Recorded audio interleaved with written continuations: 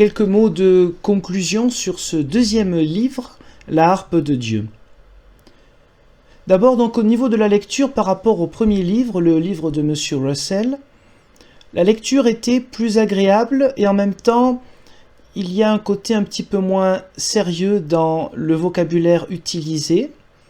On sent qu'il y a beaucoup, je sens qu'il y a beaucoup de reprises de ce qui existe. L'innovation n'est pas vraiment présente par rapport à son prédécesseur, mais j'ai l'impression que le prédécesseur a lancé un style, un style qui existait déjà dans beaucoup d'autres mouvements que l'on pourrait qualifier de sectaires, dans le premier sens et parfois dans le deuxième sens, plus négatif. Et donc il reprend ces manières qui ne sont pas théologiques, donc ne parle pas du contexte réel pour ce qui est des livres apocalyptiques, Daniel et le livre de la Révélation accordé à Jean. Donc ça, c'est un cas que vous retrouvez dans tous les mouvements qui sont millénaristes, qui sont, c'est-à-dire ce que j'appellerais les obsédés de la fin du monde. Qu'ils soient récents ou qu'ils datent de plus de 100 ans, voire plus de temps encore. Vous aurez toujours l'utilisation de Daniel et de l'Apocalypse de Jean, Révélation accordée à Jean, parmi d'autres choses, mais ce sont les deux livres les plus utilisés. Les symboles, les chiffres, tout ce qui est utilisé à l'époque de Daniel, l'époque des chrétiens persécutés à la fin du 1er siècle, le livre de la Révélation ou du dévoilement, tout ce qui est contextuel, en réalité, ne compte pas. Ce ne sont que des enseignements sur ce qui se passera dans 1900 ans.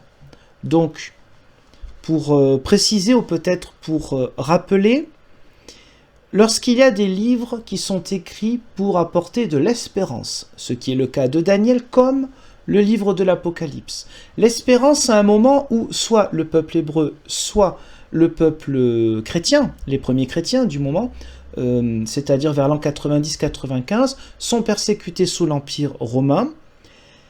Imaginez un instant que le plus important pour les auteurs humains, en tout cas de cette époque-là, c'est de dire « Voilà, je vous écris quelque chose que vous ne pouvez pas comprendre, à vous qui êtes persécutés.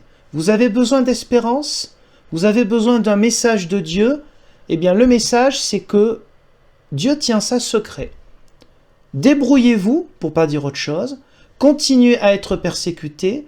Dieu se moque totalement de ce qui vous arrive maintenant, parce que le plus important pour lui, c'est qu'il y ait un message secret pour nous et pendant 18 siècles, pour ce qui est de l'Apocalypse, et encore plus pour ce qui est du temps de Daniel. Mais tout va bien, parce que dans 18 siècles ou plus, quelqu'un va comprendre le message que je vous écris maintenant. Vos persécutions, ce n'est pas un problème. Ce qui compte, c'est que même s'il y a des dizaines ou centaines de millions d'êtres humains qui n'ont pas de message qui vient de Dieu, qui ne comprendront rien à l'évangile parce que Dieu l'a voulu, eh bien rassurez-vous, un jour, quelques personnes qui inonderont le monde de ce genre de bouquins, ces personnes-là, elles comprendront. Bravo le message d'espérance. Merci Daniel, merci Jean pour le message d'espérance qu'ils ont apporté à l'époque. Bon, voilà, je suis dans un deuxième degré, mais ça veut dire ça. Ça veut dire que ces textes-là qui sont utilisés surabondamment sont utilisés comme si le contexte de souffrance, de douleur, de persécution de l'époque, on s'en moquait totalement.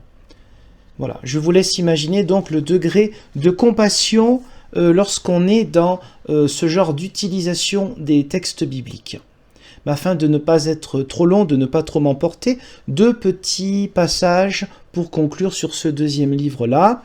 D'abord à la page 250, paragraphe 468, chapitre 10, 9e corde, puis corde de la harpe. C'était bien trouvé, c'est marrant. C'est comment agencer différemment ce qui était déjà dit avant par son prédécesseur, avec sa propre technique pour les chiffres et pour changer quand ça arrange. La glorification de l'Église. L'Église est une classe appelée, élue, séparée et distincte de toutes les autres classes. L'Église de Christ se compose de Jésus-Christ, la tête, et de 144 000 membres qui forment son corps. Je vais déjà parler là-dessus, j'y reviens pas, mais je vous dis cela en conclusion pour bien rappeler que ce nombre de 144 000 ne peut pas être dépassé, et que vu l'insistance, ce qu'il dit lui est à prendre littéralement. L'Église ne peut pas être dans un nombre, la vraie, donc eux, ne peut pas être dans un nombre supérieur à 144 000. Sinon, ça veut dire qu'il s'est trompé dans son interprétation, qui de toute façon ne se discute pas. Et page 273, paragraphe 529, le chrétien ne verra dans le ciel que ceux de ses compagnons de route qui auront aimé leurs frères d'un cœur pur, qui auront traversé des épreuves ardentes et accepté avec joie les expériences que le Seigneur leur aura envoyées. Chacun des membres de la famille divine sera beau, car tous seront pareils au Seigneur. De même qu'une étoile diffère en gloire d'une autre étoile, ainsi chacun des membres de ce royaume glorieux différera d'un autre membre.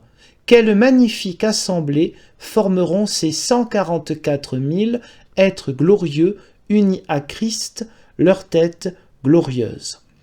Voilà, je voulais conclure là-dessus pour vous montrer l'insistance, les développements sur cette question-là, les redoublements, les répétitions, l'insistance sur ce chiffre à une époque où, bien évidemment, il n'y avait pas encore 144 000 membres des étudiants de la Bible.